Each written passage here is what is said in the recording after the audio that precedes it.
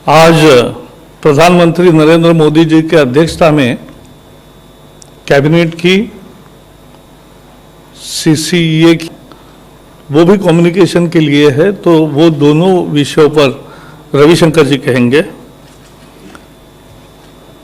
जो दो अन्य फैसले हैं वो मैं बता रहा हूं। इस साल शक्कर का उत्पादन 310 लाख टन होगा। देश में खपत 260 लाख टन होती है। इस साल सरकार ने, और पिछले 3-4 साल से ये चल रहा है, तो देश में दाम इसके कारण कम है, तो किसान और उद्योग दोनों संकट में हैं। इससे मात देने के लिए सरकार ने इस साल 60 लाख टन चीनी निर्यात करने का निर्णय किया है, निर्यात को सब्सिडी देने का निर्णय किया है। यह सब्सिडी सीधे किसान के खाते में जाएगी। 18,000 करोड़ रुपए निर्यात से मिलने वाली आय, और अभी तक जो घोषित सब्सिडी दूसरी है उसका 5,361 करोड़ तो एक सप्ताह में किसान के खाते में जमा होगा। 5,361 करोड़ एक हफ्ते में, और निर्यात का व्यवहार होने के बाद निर्यात का मूल्य जैसे आएगा, बिल आएगा, वैसे वो पैसे भी किसान के खाते में, और 3,500 करोड़ रुपए सब्सिडी वो भी किसान के खाते में जमा होगी। क्योंकि लगभग हर किसान का कुछ न कुछ बकाया बाकी है, तो बकाया के एवज में यह रकम उनके खाते में जमा होगी। और ये सब्सिडी किसानों को राहत देगी। 5 करोड़ किसान और उनके परिवार जन उससे बेनिफिट हो गए, और 5 लाख मजदूर भी है। जब उद्योग ठीक तरीके से चलता है तो मजदूरों का भी भविष्य ठीक रहता है, और इसलिए 5 करोड़ किसानों के फायदे का, 5 लाख मजदूरों के फायदे का, किसान के खाते में सीधे सब्सिडी जाने का 3,500 करोड़ आज घोषित सब्सिडी, 5,361 करोड़ पहले घोषित हुई सब्सिडी तो एक हफ्ते में मिलेगी, और उसके साथ साथ लगभग 18,000 करोड़ रुपए जो निर्यात से प्राप्त होगा वो भी किसान के खाते में जाएगा। तो ये एक किसान को बड़ी राहत, गन्ना किसान को बड़ी राहत देने का ये फैसला है, और इसका मुझे पूरा विश्वास है सभी किसान और सभी लोग इसका स्वागत करेंगे।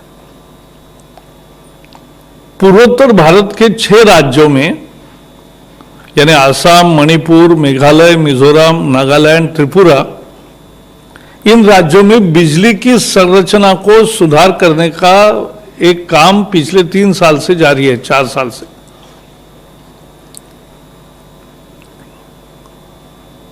ट्रांसमिशन पावर ग्रिड काम कर रही है, ट्रांसमिशन की व्यवस्था सुधार, डिस्ट्रीब्यूशन की व्यवस्था सुधार, जिससे अधिक बिजली मिले, विश्वसनीय बिजली मिले, गुणवत्तापूर्ण बिजली मिले, ये उसकी जरूरत, ये है उपलब्धि। और इस काम के लिए अब सुधारित संशोधित बजट आज मंजूर किया है। अब ये खर्चा पहले 5,000 करोड़ था, अब ये 6,700 करोड़ होगा। तो 6,700 करोड़ के संशोधित खर्चे को आज कैबिनेट में मंजूरी दी है, CCEA में मंजूरी मिली है। और इससे फायदे क्या क्या होंगे? पहला फायदा तो ये होगा कि बिजली समय पे 24 घंटे और विश्वसनीय बिजली मिलेगी। इसके कारण उद्योग, खेती, IT, ये सब काम बढ़ेंगे, और बिजली की विश्वसनीयता और ज्यादा उपलब्धता होने के साथ साथ मांग भी बढ़ती है। अभी तक जितना काम हुआ उससे भी मांग बढ़ी है। अब ये काम पूरा होने के बाद तो 4000 मेगावाट तक मांग बढ़ेगी, ये हमारा अंदाज है। और पूर्वोत्तर के आर्थिक विकास का एक बड़ा हिस्सा इस कारण से निर्माण होगा क्योंकि बिजली एक मूलभूत घटक होता है कि जिसके कारण ये पूरा विकास का चक्र शुरू होता है। ये सेंट्रल सेक्टर स्कीम है, वर्ल्ड बैंक की भी इसमें कर्जे का रूप में और बाकी मदद के रूप में है। तो 50% केंद्र सरकार, 50%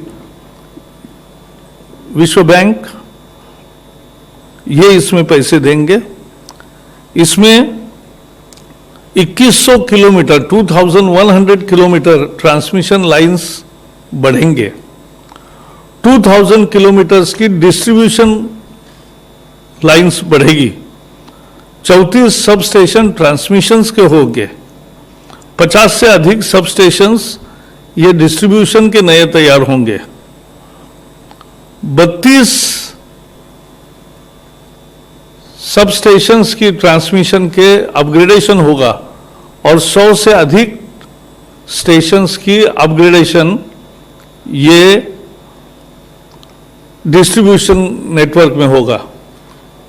तो एक 6 राज्यों में बिजली की पूरी क्षमता के साथ बिजली मिले, सबको बिजली मिले, अधिक बिजली मिले, ये सभी उद्देश्य उससे पूरे होंगे। आज एक power regulatory mechanism in India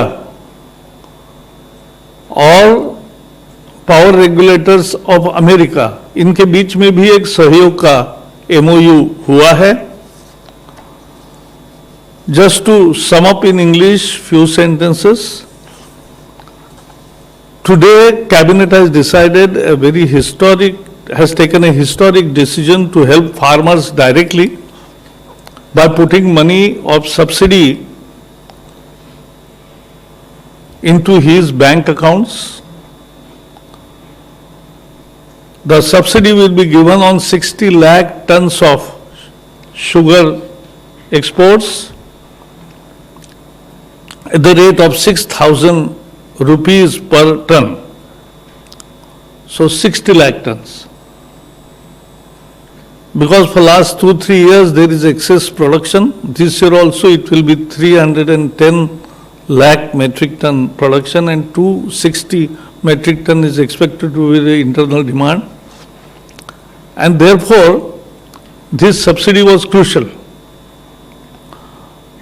This will help 5 crore farmers and 5 lakh workers in various sugar mills also. Farmers will get 3 credits in his accounts.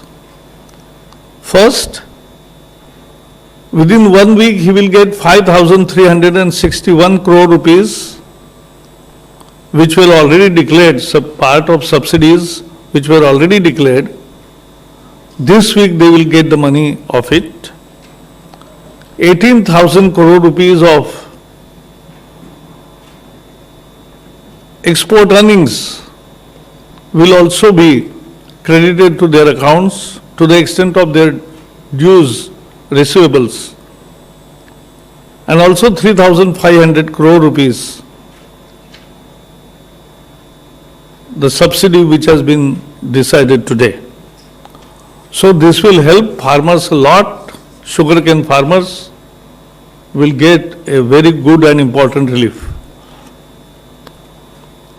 As far as northeastern states are concerned, Assam, Meghalaya, Manipur, Mizoram, Nagaland and Tripura, the power grid is consolidating the transmission and distribution networks of all these states with 2,100 kilometers of new transmission lines, 2,000 kilometers of new distribution lines, many substations. This will help more availability and quality of power supply in all these states. Therefore, it will be more demand for power. There will be. के सामने मुझे रखना है, एक मैं बताऊंगा और एक मैं पढ़ूंगा, वो कॉपी आप लोग को मिलेगी।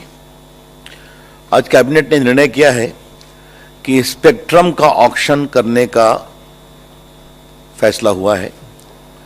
Today the cabinet has resolved that spectrum will be auctioned. ये टोटल जो स्पेक्ट्रम ऑक्शन होंगे ये 2251 मेगाहर्ट्ज होंगे जो ऑक्शन में आएंगे।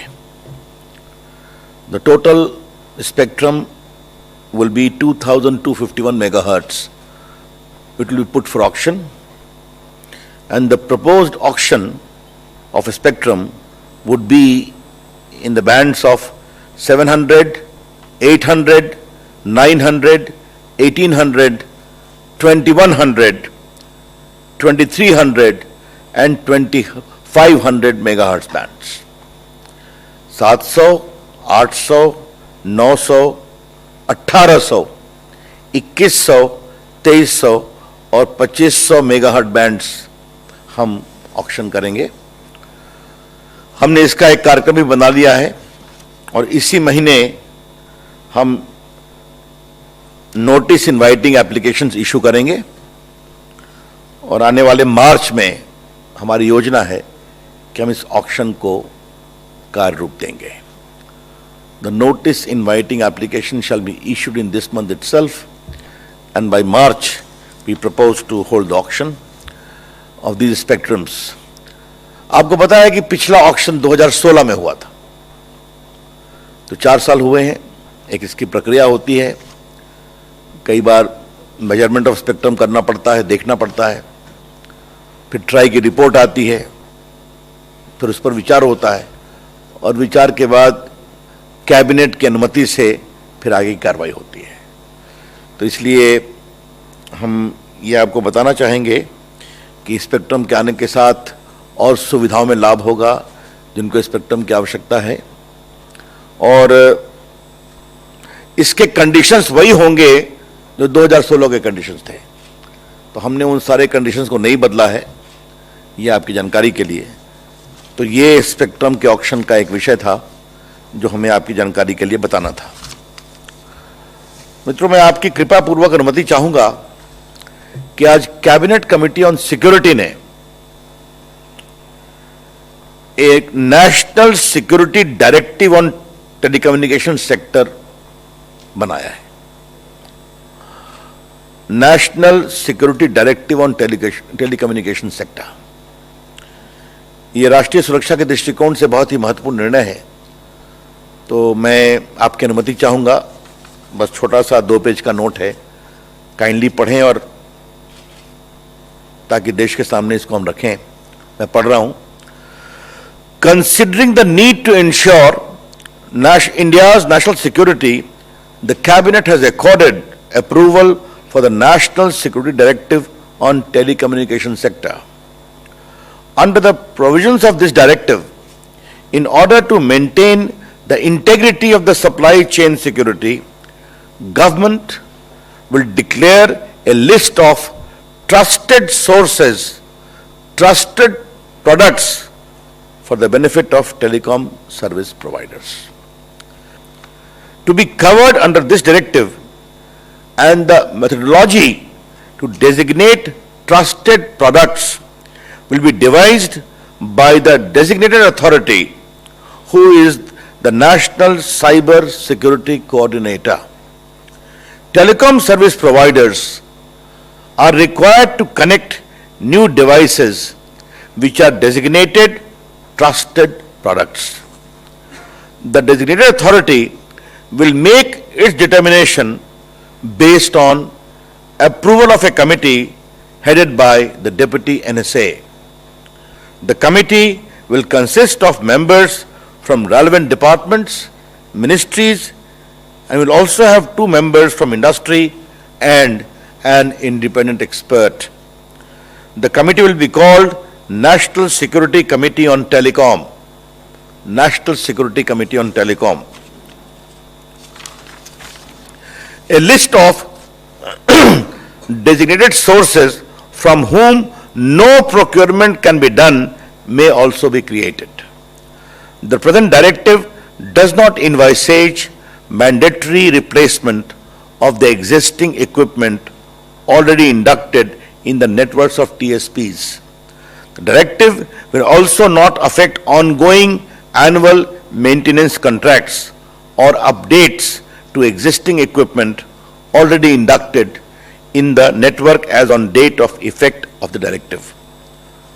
From among the sources declared as trusted source by the designated authority, those which meet the criteria of Department of Telecom's preferential market access scheme will be certified as India trusted sources.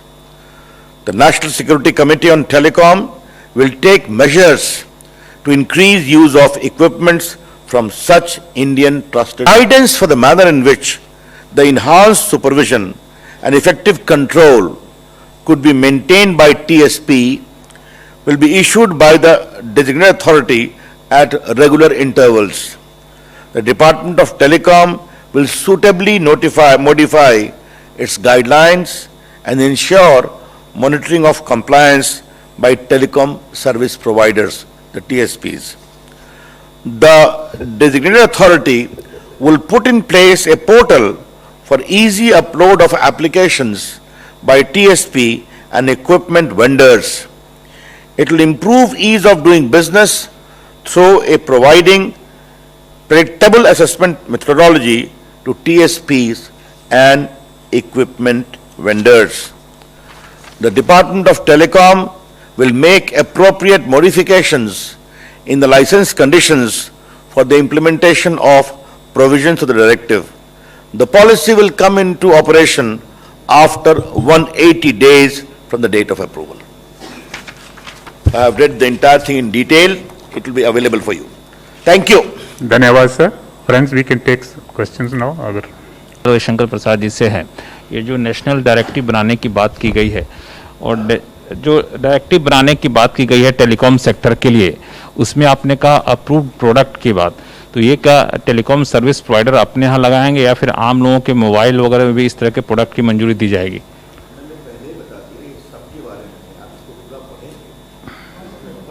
इसमें कुछ clarification की आवश्यकता नहीं है. इसके मोटी बात आप समझिए. This decision has been taken by Cabinet Committee on Security to enhance the safety and security of telecom equipments by designating a trusted source from which you can take. A trusted source and not trusted source. It's very clear. गन्ना किसानों के लिए तो बड़ा तोहफा दिया गया है आज, लेकिन सुप्रीम कोर्ट में जो मामला आंदोलन चल रहा है वो गया है और एक कमेटी बनाने का आदेश दिया गया है, तो इसमें सरकार का क्या रुख है? वो तो कृषि मंत्री जी आप जानते हैं कि यहाँ पर issues of details, once the NIA notice inviting application is issued, you know it very well, there is a reserve price of all the bands of spectrum which are subject of auction. And thereafter auction takes place in the manner laid down. Eligibility conditions are also a part of NIA. So spectrum auction is not something new in this country. There is a proper defined frame in which we'll go. 260. Sir, there was also proposal for Please wait, 5G spectrum. We have called the different numbers. 2300 Please wait. megahertz band. Sir मेरा सवाल ये है कि sir हम जानते हैं कि हाल ही में देखें तो बहुत सारे मोबाइल जो ऐप हैं सिक्योरिटी चिंताओं को लेकर उन पर पाबंदियां लगाई गई थी, जिसमें चीन के बहुत सारे ऐप शामिल थे। और क्या ये माना जाए कि भविष्य में जो 4G या 5G का जो अपग्रेडेशन होगा कंपनियों में, उसमें जो इक्विपमेंट खरीदारी होगी या लगेगी, उसके लिए एक अब डाटा बैंक बनेगा जो ट्रस्टेड सोर्सेज में, यानी वही जो 5G या 4G उसमें ये इक्विपमेंट सोर्स हो पाएंगे, इसलिए ये बहुत जरूरी हो जाता है सुरक्षा चिंताओं को। देखिए, आज के कैबिनेट के फैसले का विषय नहीं है, आप विस्तार से आइएगा तो मैं आपको समझाऊंगा कितने ऐप बैन किए गए, क्या हुआ है। लेकिन जहां तक आज के सिक्योरिटी का विषय है, तो अगर इस पूरे प्रेस नोट का समाधान हो जाए। थे कि आपने जो चीनी निर्यात का फैसला किया, सर बुनियादी सवाल ये है कि जो बकाया है किसानों का वो कब तक होगा, कितना बकाया है कि आपके पास वो अभी अगर ऐसा है, हर जगह की, हर राज्य की स्थिति अलग अलग है, लेकिन वो सब रजिस्टर्ड है और मुद्दा है कि बकाये के एवज में ही ये रकम सरकार मिल को दे, फिर मिल किसान को दे, ये न करते हुए हम सीधे किसान को दे रहे, ये फर्क है। और जो मैंने कहा कि इसका फायदा कितने लोगों को होगा, तो किसान और उसके डिपेंडेंट पकड़ कर, यानी दोनों मिलाकर 5 करोड़ से ज्यादा लोगों का इसमें फायदा है, ये हमें समझना चाहिए, ये महत्वपूर्ण। Sir, about this, Mr. Tomar, Mr. Amit Shah, well as Piyush Goyal have been dialoguing with the farmers and has not a cabinet decision. But the fact is that you have already made certain safeguards in terms of MSP, which Mr. Tomar announced on the floor of the House. Farmers are agitated about that. Some talk of some assurance to be given, some amendment to be done. What is the progress on that? No, we have already briefed on what the cabinet decided today. Now, the latest on farmers agitation, and Tomarji will he continuously informs you also. On this trusted source and trusted source, you have left it to the deputy NSA in a committee. How does it go forward? Because some will, there will be as there is usually. How are you going to sort that out? I think the committee headed by the NSA is going to be assisted by a very important committee consisting of all the stakeholders, including the industry and also experts. Therefore, with their vast experience, keeping national security in focus, they will surely come to a conclusion as to which source is trusted and which is not. Let's leave it to their judgment. Thank you very much, sir. Thank you, friends.